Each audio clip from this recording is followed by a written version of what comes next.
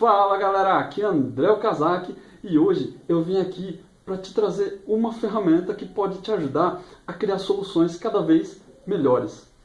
Às vezes as pessoas me pedem opinião para saber sobre uma solução, para dar ideias sobre como resolver problemas, e nesses casos a primeira pergunta que eu sempre faço é: qual é o problema?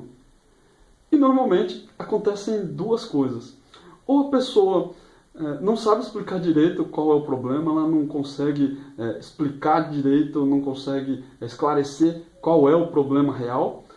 Ou às vezes ela até acha que sabe, ela consegue te explicar, mas depois da gente conversar e a gente começa a explorar o assunto, elas descobrem que entenderam tudo errado e que não era bem exatamente aquilo que elas estavam imaginando. Ninguém tem a obrigação de saber tudo, mas se você não tem clareza sobre o problema, como que você vai resolver ele? Como que você vai propor uma boa solução? Não tem como. Eu sei que isso é muito comum, acontece bastante, e pensando nesse gap, eu resolvi trazer uma ferramenta que eu uso para analisar problemas e para desenvolver soluções, propor ideias. Essa ferramenta é o PEN, P-E-N, que é uma sigla que representa 3 passos da análise que eu faço. Então, o primeiro passo é o P, que é perguntar. Você precisa ser curioso, você precisa ter interesse sobre entender o problema, saber o que é o problema, como ele se desenrolou. Muitas pessoas recebem uma demanda, recebem uma atividade no trabalho e elas saem fazendo freneticamente, sem se preocupar em saber qual é o problema que precisa ser resolvido, o que ela tem que fazer exatamente, em que contexto esse problema acontece, em que situação ele acontece, quais são as evidências de que aquilo é realmente o problema. Quantas vezes você já não pegou um problema para resolver e aí você investiu um tempasso em uma solução e aí quando você estava quase terminando, você descobriu que não era exatamente aquilo, porque aquilo era só um sintoma, não era a causa. E aí você teve que refazer toda a solução. Isso é uma coisa realmente muito comum. E também como esse problema afeta a vida dos envolvidos, como ele afeta os usuários, como ele afeta as pessoas que usam o sistema, às vezes até como ele afeta a própria equipe que cuida do sistema. E principalmente qual é a urgência real desse problema. Sempre que a gente pega alguma coisa para fazer, é sempre urgente, principalmente quando você precisa apagar fogo, né? Resolver problema geralmente apaga fogo, e tudo é urgente e você não sabe direito qual é a urgência real, se aquilo é realmente urgente ou se podia aguentar mais um tempo, mais um dia, mais 2 dias, sei lá. Quando você não entende qual é o problema, você acaba dependendo de outros para desenvolver uma solução.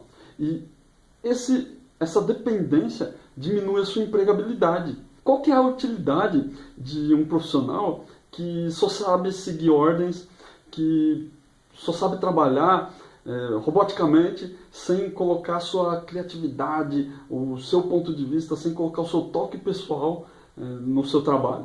Qualquer pessoa pode seguir ordens, qualquer pessoa pode seguir um script, qualquer pessoa consegue pegar um trabalho, só um levantamento, uma análise e só fazer a implementação. Inclusive alguém que ganha menos do que você. Então você precisa aprender a fazer perguntas provocativas, perguntas abertas, que esse tipo de pergunta estimula as pessoas a falar sobre o problema. Quando elas começam a falar, quando elas começam a conversar a respeito, nessas horas elas lembram de detalhes, e muitas vezes são detalhes que são fundamentais para você conseguir descobrir qual a causa, descobrir qual é o problema. E as pessoas não lembram desses detalhes a todo momento, mas quando você começa a conversar, aí o filme vai passando na cabeça da pessoa e ela lembra. Então é muito importante fazer perguntas provocativas e abertas, deixar a pessoa falar sobre o problema, o que está acontecendo, como se desenrola, quando o problema acontece. Às vezes a causa dos problemas ela não está escancarada na sua frente, ela não está lá na sua cara. Você precisa cavar cavar às vezes fundo para conseguir achar. E a pá que você vai usar para cavar é a sua curiosidade. Um último ponto que eu acho que vale a pena citar é que pessoas com um perfil um pouco mais introvertido, elas têm uma certa dificuldade de fazer esses questionamentos. Às vezes porque tem medo de incomodar, às vezes ela tem medo de entrar em conflitos, ela se incomoda de entrar em conflitos com outras pessoas. Se esse é o seu caso, como é o meu, muitas vezes, eu sou uma pessoa muito introspectiva, eu vou te dar um conselho. Não se preocupa com isso, porque tem gente que é mais paciente do que outros, tem gente que gosta de falar mais do que outros, mas no final das contas, a maioria das pessoas vê essa curiosidade como um sinal de proatividade, uma vontade de aprender, alguém que demonstra interesse no trabalho que está fazendo. Isso é muito bom para você na sua carreira, é muito bom para formar uma boa imagem de você na empresa. Bom, o segundo passo é o E, que é de entender. Você precisa entender de verdade, entender um passo fundamental.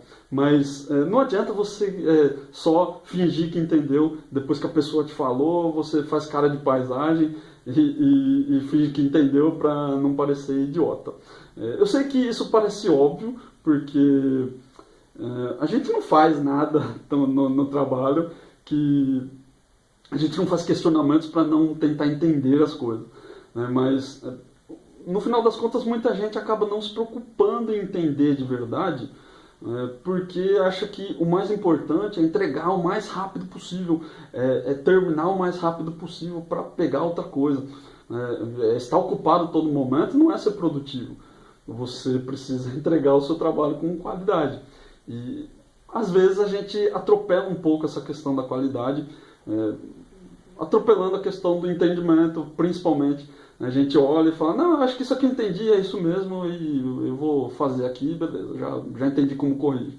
E nem sempre é uma verdade, você não parou para analisar de verdade, você não para pensar de fato em como você vai desenvolver a solução. E é por isso que muitas dessas pessoas que colocam a visão na velocidade, no entregar o mais rápido possível, elas acabam esperando que alguém dê a solução de mão beijada, e que alguém faça análise, que alguém olhe o problema, que desenrole ele para você, e aí você só pega essa análise mastigada para colocar a mão na massa e implementar logo.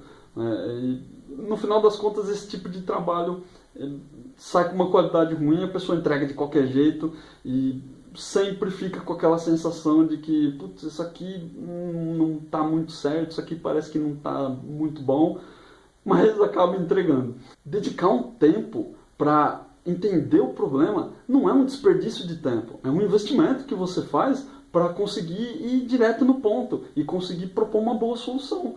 Assim como não tem como você delegar a análise de um problema para uma pessoa mais experiente, que é uma coisa muito comum nas empresas, e pedir para alguém menos experiente fazer a implementação. A chance disso dar problema é gigante. Não tem como sair alguma coisa boa disso. A pessoa só vai fazer um trabalho robótico. Vou repetir mais uma vez o que eu falei no começo do vídeo. Se você não tem clareza sobre o problema, não tem como gerar uma boa solução. O terceiro passo, o último passo, é o N de não se conformar. Esse é o grande diferencial dessa ferramenta. Na hora de propor uma solução, a maioria das pessoas, elas se apegam à primeira ideia e acham que aquela é a solução definitiva, a melhor solução possível. Elas se contentam com o entendimento atual, elas não se preocupam em explorar o problema e procurar outras causas. E é por isso que a gente erra muito e desperdiça trabalho, né? A gente investe numa solução que não vai resolver o problema. E também elas aceitam o status quo, né? o normal, sem pestanejar, sem pensar muito a respeito. Quando a gente tem algumas crenças limitantes, né, que aparecem na nossa cabeça, aquela pessoa é mais experiente, então a ideia dela é melhor. Se ela falou, eu preciso escutar e vou fazer o que ela está falando. Não tenho tempo para fazer uma solução melhor, não tenho tempo para pensar em outras soluções, porque eu preciso entregar o mais rápido possível. Outra crença muito comum, se o chefe mandou fazer, quem sou eu para falar que não pode fazer? Pô, o cara é chefe, ele que mandou, tem que fazer. O inconformismo, ele te obriga a encarar as suas crenças limitantes. E isso é uma coisa muito bacana, porque com o tempo você para de falar amém para tudo, para todas as demandas que chegam na sua mesa, mesmo que elas venham de alguém que seja mais experiente, alguém que seja mais esperto do que você, ou esperto, né?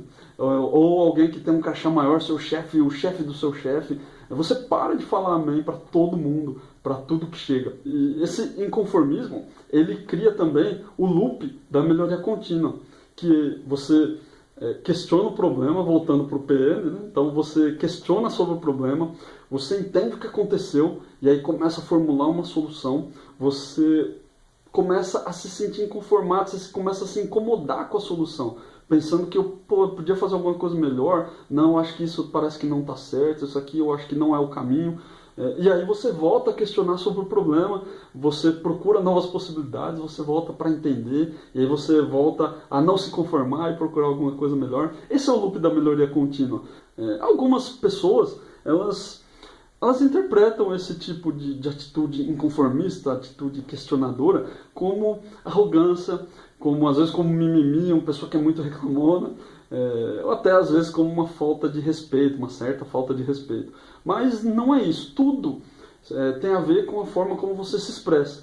Mas se você exprime a sua opinião com soberba, se você reclama só por reclamar, ou se você discorda só para mostrar que tem ideias melhores, aí fica difícil, realmente você não está tendo uma boa atitude, uma atitude positiva.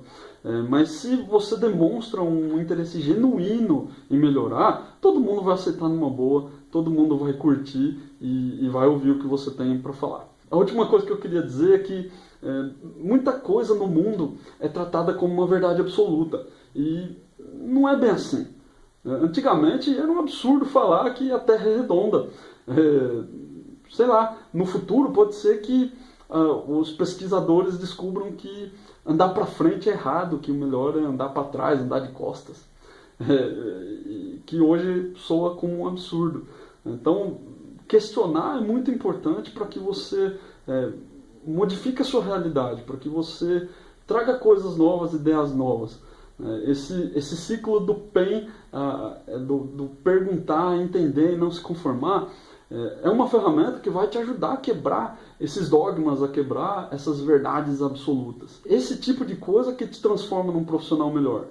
Buscar melhoria contínua, formas de entregar o seu trabalho com mais qualidade, com mais eficiência. São essas coisas que vão fazer você um profissional diferenciado. Então, eu te convido a experimentar o PEN. Pega uma atividade que você está fazendo hoje no trabalho e experimenta aplicar. Faz um questionamento, procura entender e principalmente aplica o não conformismo. E eu tenho certeza que vai melhorar suas entregas e que o resultado que vai gerar no final vai ser muito melhor do que aquele que você estava esperando. Se você gostou desse insight, vai lá no desenvolverideias.com, deixa o seu recado, deixa a sua opinião, me diz se você usou o PEN, se você teve resultados bons ou se o resultado foi uma droga.